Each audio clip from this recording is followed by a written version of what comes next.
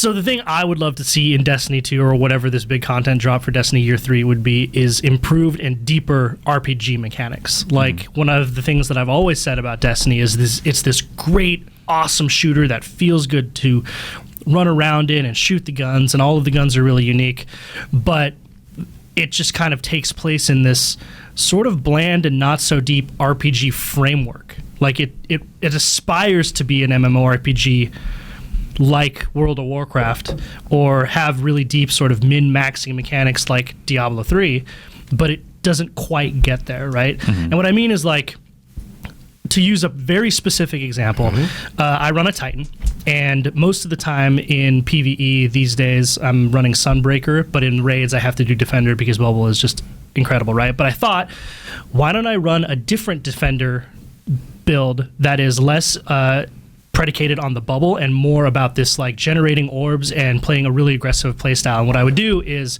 use Armor of Light for my bubble, Invective, so I'm always regenerating ammo, and then use Overload, which instantly regenerates your melee, and then every time you melee kill something, it gives you an overshield. And every time you get a shotgun kill, it gives you an overshield. And the idea is that you just run killing all of the adds, and you generate all these orbs and kill all sorts of adds for your team, and it's just a really highly efficient strike build.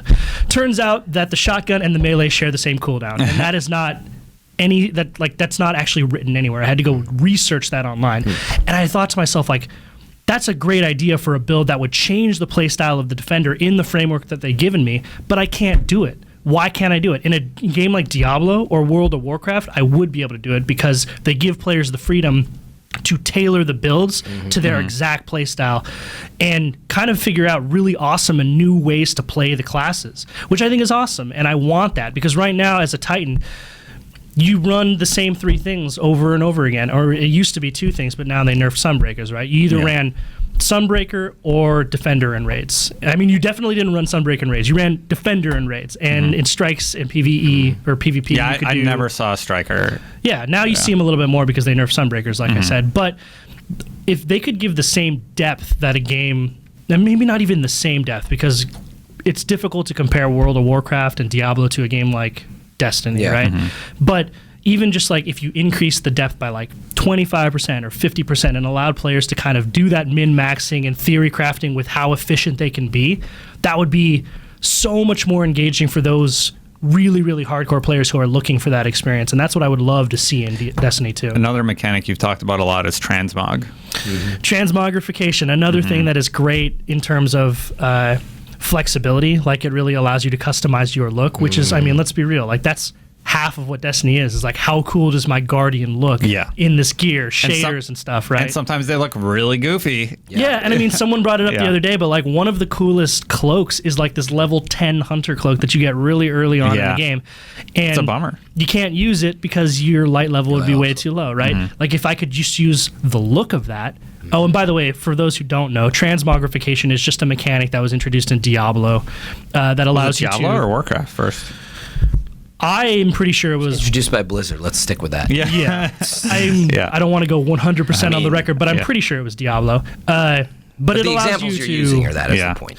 Yeah, it allows you to take the look of one item that you've previously discovered and apply it to another item of the same type. So let's say I discovered that level 10 hunter cloak, and I have this other hunter cloak that's way better. I can use that look on this other one. It costs me like gold or whatever. In Destiny, maybe it's glimmer. Or please silver. let it be glimmer and not silver, please. But it just allows the game to be a little bit more flexible and tailored to people's play styles and desires in the game. And I think that is what we're looking for that's what I'm looking for in terms of the RPG mechanics. Everything else I think is great. It's fun to shoot, it's fun to run, the vehicles are even pretty cool, the maps are good.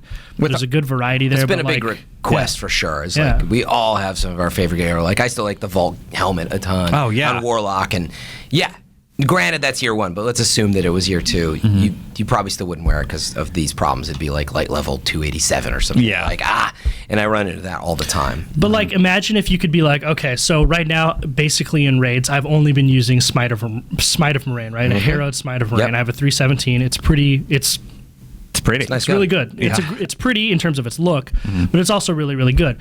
But what if I used, like, I want to have okay, well, let's say I have a 315 hung jury, and it's two light levels less, but it has Firefly, and if I spec one particular thing, in the long run, maybe its DPS is higher. I want to be able to look at, I want a spreadsheet, man. I want to be able to make spreadsheets on spreadsheets and min-max every little thing so that I can make the most efficient Guardian possible for any particular activity. Yeah. It's theory crafting, man. Like, that is so much fun. I remember back in the World of Warcraft days, half of the time I played that game, I was tabbing in and out, looking at the forums, being like, wow, how can I play more efficiently? How can I be better at the game? And Destiny just doesn't quite have that depth. It's close. Yeah. But yeah, I mean, it's really interesting because it's intentionally designed, right, as it's deep enough without confusing or alienating new players. I mean, people come into Destiny as is and they're like, what is a raid? Like, seriously. Like, it's a lot of language, it's a lot of stuff. What you're talking about, though, I do think is great. But that, to be fair, I think that's the balance they're trying to strike. Like, it's got a skill tree. To your point, it's just not quite, as varied as you want it to be. Something like this is like total fan service for the hardcore, though. Like, obviously Sean would like it. I think it would be really fun. Totally. Like, once you got to that level. And he's entitled to that. I'm just saying, like, background check. Oh, yeah, right? I get it. Yeah. It's not, meaning, in other words, I don't think they don't want that either, the hardcore at Bungie who are making this game. But how do you strike that design? But that's where I think either way there's room for improvement in the depth, because we all arrive at that certain level. And, like, weapons just sit there dead. Gear goes dead. Because, what I'm wearing predominantly after playing Taken King for, I don't know, 150, 200 hours. Raid gear. Well, no, a mix, but mostly, it's like iron companion boots or whatever. Yeah. But the point is, it is tied to light level. It is not tied to look. And even then, like, I haven't, because you can't do Twist of Fate on legendary gear, right? So, you're to your point, Sean, you may not have some of the perks and stuff you want. Like, sometimes I just want to wear whatever, cool-looking boots that help me against Arc Splash. And like, I want that to be, I think to your point, you want that functionality. And maybe where I was going with it is you want it in a way where it's additive, but not required. Totally. And you recognize that there are some aspects of the game or some items in the game where maybe you don't implement transmogrification in a blanket way, right? Because sometimes you want to be able to look at a Guardian. Like an exotic's an exotic. Yeah, like you want to be able to know by looking at that gear what it is, right? And if transmog, like if I could, for instance, it may be deceptive if I go into Crucible and I've transmogged all of my stuff to be like level 1 stuff and I look like a nobody, but I'm wearing the best gear. Like, that'd be fun though. It would be cool. But that's the thing is, like, with some exotics, like I'm sure, people off. like the stag and they stuff. Don't know, like, you would see your light level. The look, but not, you can't see your enemy's light level without like going into the roster. And that's what I was saying. Is going to roster. Yeah. But good point. It's deeper in there. I like that. But that's, I think. Well, that'd be another thing they would probably for regular adjust, legendary gear. I think that's fine. But for exotics, like it bugs me that you can't. Like, some exotics don't change with shaders. Like, oh, totally. So many of my outfits are ruined by that. I can't even change the color. Yeah. But yeah, I mean, I recognize Destin loves your top. Or like maybe you can't transmog weapons, right? Because those are another iconic. Yeah. At first, look. I thought you mostly meant just wardrobe and stuff, but. But either way, I mean, transmog of any kind on even a few things would be awesome. So I think it's the right call. Like maybe you just make it legendary gear at first and see how that goes. Yeah, it all goes back to the root of, I think, what you're getting at, right? It is that customization on a deeper level for people who love that. There's people who spend so many hours, to your point, like just optimizing and making spreadsheets with friends. And that's what's so cool to me is, like, if I could look, if you had a 320... I use that example, but if you had a 320 primary weapon and you were like, well, I have this 311 that it doesn't, like, at first glance, it doesn't look like it, but with this build, I can optimize it so that it is better for this particular situation, and then I'm a god in that particular situation. And you do that for every situation in the game, it just creates this level of engagement that, like, is basically, at least as I've seen, unprecedented in Destiny, right? Like, there are people who've played thousands of hours, but, like, it would be hundreds of thousands of hours if it was that engaging for those people. And I think that's, like, I don't have a problem as a hardcore player of games like this. I think you balance and design for those people. In my mind, like, philosophically, that's the right way to do things. Definitely. Thank you, Sean. Any final thoughts?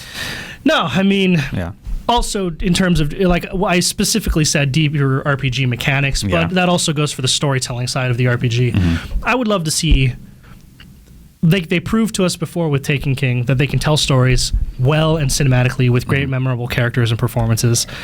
Give me that, but tell me the story that was supposed to be in Destiny 1. I want to know what the Traveler's doing on Earth. I want to know who the Darkness is.